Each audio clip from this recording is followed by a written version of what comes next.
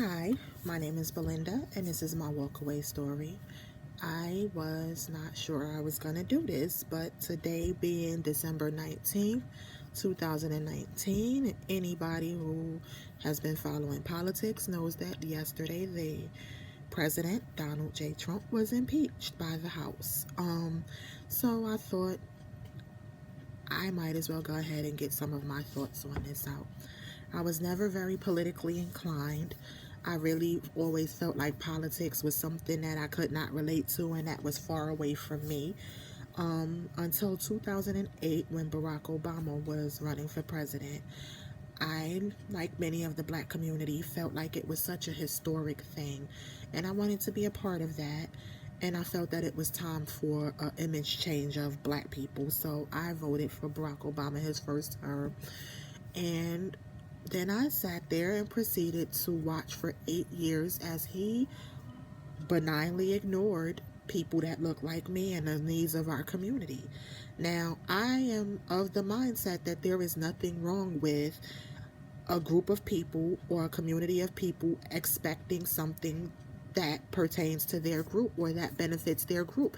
At the end of the day, people tend to cluster with other people that they feel are like minded, and there is a need for resources. So I don't have any issue with any particular group feeling like they need to be represented in some way. But Barack Obama did not represent black people.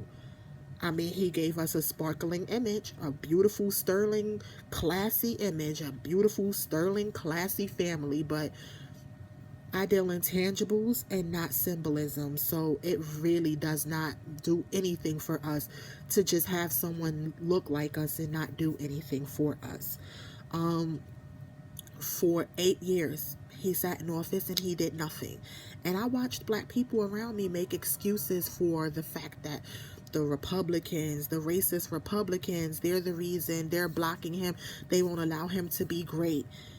Whoop-de-whoop-de-boo. And for a while, I went along with that rhetoric until I started to ask myself why it was that these Republicans who party has historically been rooted in Christian religious values would allow this man, this president, to implement policies that only benefited the LGBT community, like going to Africa, promoting homosexuality, threatening to strip foreign aid if they did not comply, if they did not agree, going into schools, threatening to strip federal dollars if they didn't allow boys to use girls' bathrooms and vice versa.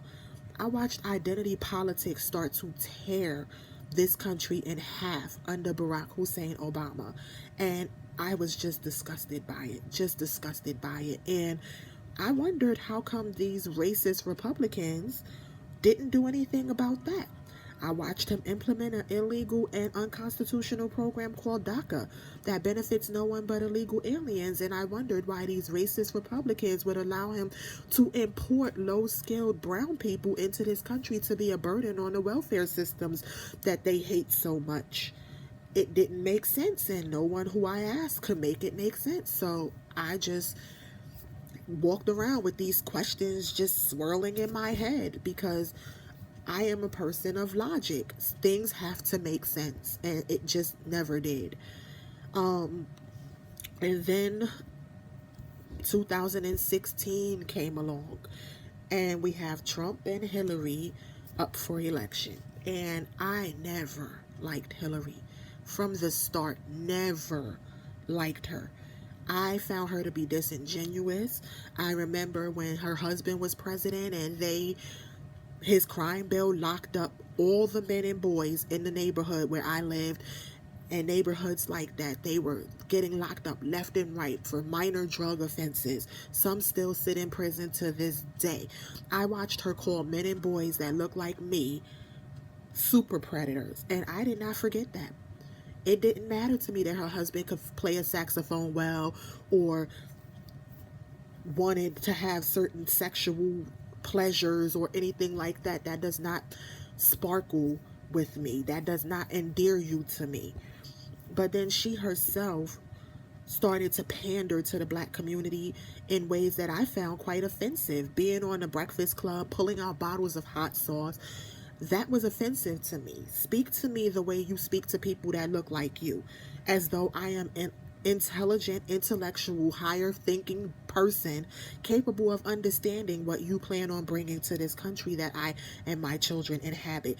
Don't come to me with a bottle of hot sauce. Don't come to me talking about Tupac and Biggie and smoking weed a la Kamala Harris. Don't come to me with a 40 bottle of beer in your hand like Pete Buttigieg. Speak to me the way you speak to other people that look like you. Don't talk like this, like Alexandria Ocasio-Cortez. I don't like that. Don't pander. Pandering to me is the last resort of someone who is trying so desperately to relate to you in a way that to you may not be relatable. I don't want you to come to me with slices of watermelon. Don't come to me with a bucket of fried chicken. Don't bring a bottle of grape soda. Come to me with your policies. Come to me with what you plan on doing to benefit this country. That's all I want to hear from you. But to be fair, I didn't like Trump either. I felt like his policies were divisive and his rhetoric was racist. I later came to change my mind on that once I stopped and really thought about it and really put things in context. But for a long time, I too had TDS. And I'm quite ashamed to say that it was the product of misinformation, of me going along with the popular opinions. Oh, CNN, MSNBC, all of these leftist sites that, oh, he's Trump, he's racist, he's this, he's that. And I just went along with it. And one day I was listening to something he said. I don't remember what it was, but I think it was when he was speaking about Ilhan Omar, and he was telling her that if she felt she knew how to run the U.S. better than he did or anybody here did, then maybe she should go fix her country and come back. I watched those words come from this man's mouth. And then later on, I watched CNN chop those words up until it became nothing more than go back to your country. And I said to myself, that's not what he said. I heard what this man said. He said, if you think you can run it better, why don't you fix your own broken government so that your people don't have to keep coming here? And then you can come back and show us what you did. If you don't like America, there are no hostages here. You're free to go. But he also said that she was free to come back and show us that which she learned while she was gone. But see, anytime somebody only reports what you say up until the comma instead of the period, context is lost. You can make anything anyone says sound bad if you only report it up until the comma. That made me go back and start looking at other things that he said that I had never took the time to actually hear him say for myself. See, that's the difference between now and voting 20 years ago. Now you have the ability to actually go online and within seconds hear the words that someone said as they said them. But too many people are too lazy to do that. We are a society of clickbait and memes.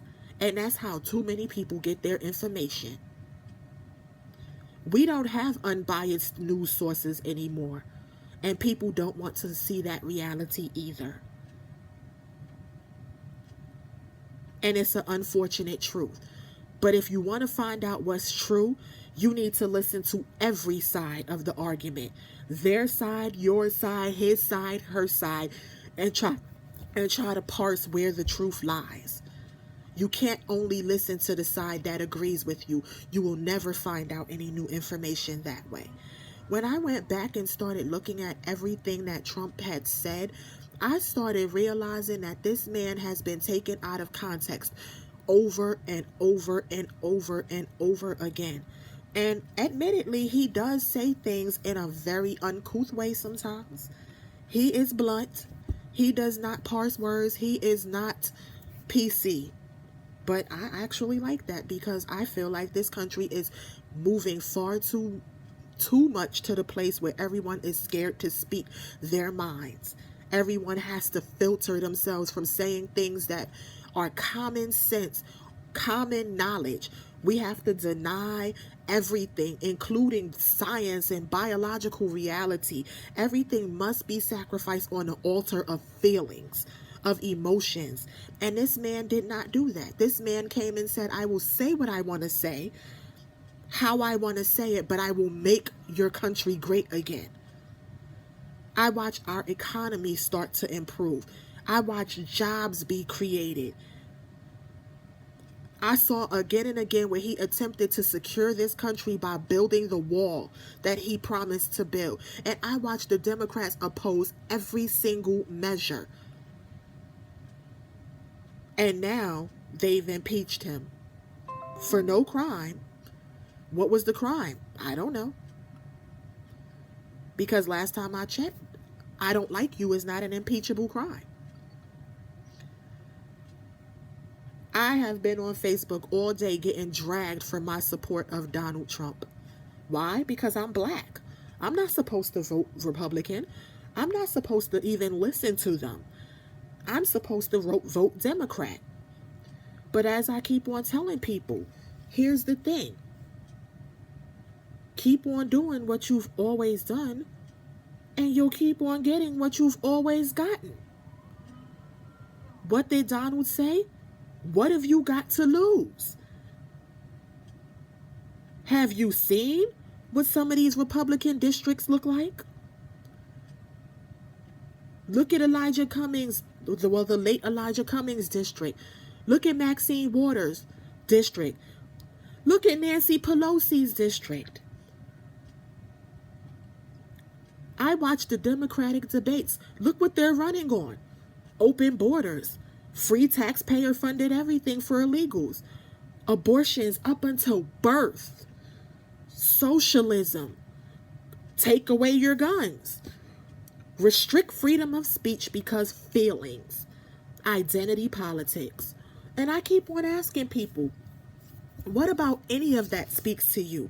See, you don't have to like Trump, but at least be willing to see him and be willing to see what the other side is trying to offer. But if you can't see past your emotions, your feelings, your butthurt over the fact that you don't like the way someone said something, well, keep doing what you've always done and you'll keep getting what you've always gotten. That's my walkaway story. That's what it is. I'm not religious, but be blessed.